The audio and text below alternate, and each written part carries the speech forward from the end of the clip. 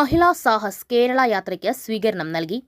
പുത്തൻചിറ കേരള പ്രദേശ് മഹിളാ കോൺഗ്രസ് സംസ്ഥാന president advocate J B. Mather MP നയിക്കുന്ന മഹിളാ സാഹസ് കേരള യാത്രയ്ക്ക് ഇന്ന് രാവിലെ 10-ന് മങ്കിടി ജംഗ്ഷനിൽ സ്വീകരണം നൽകി. മഹിളാ കോൺഗ്രസ് മണ്ഡലം പ്രസിഡന്റ് ഷൈല പ്രകാശൻ അധ്യക്ഷത വഹിച്ചു. യൂത്ത് കോൺഗ്രസ് സംസ്ഥാന vice president advocate O.J. Jenish ഉദ്ഘാടനം ചെയ്തു.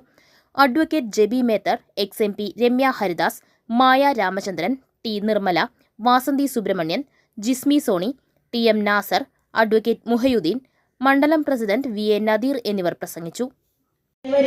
കോട്ടയം നഴ്സിംഗ് കോളേജിലേക്ക് പോയത്.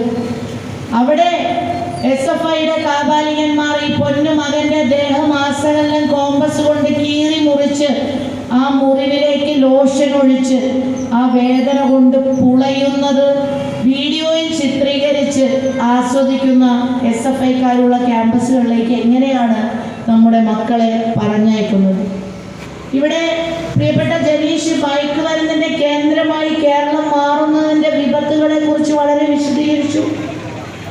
സ്വന്തം ഉമ്മയെ വെട്ടിക്കൊലപ്പെടുത്തിക്കൊണ്ട് എന്നെ ജനിപ്പിച്ചതിനുള്ള സമ്മാനമാണെന്ന് പറയുന്ന മകനുള്ള നാടായി കേരളം മാറുമ്പോൾ നട്ടപ്പാതിരാത്രിക്ക് മകളുടെ കൈ പിടിച്ച് വീട്ടിൽ നിന്നും ഇറങ്ങേണ്ട ഒരു ഭാര്യയുടെ അവസ്ഥ കാരണം നമ്മൾ അന്വേഷിക്കുമ്പോൾ മനസ്സിലാവുന്നത് ഭർത്താവ് മയക്കുമരുന്നിന് അടിമയായിക്കൊണ്ട് ക്രൂരപീഡനം സഹിക്കാൻ വയ്യാത്ത സാഹചര്യം.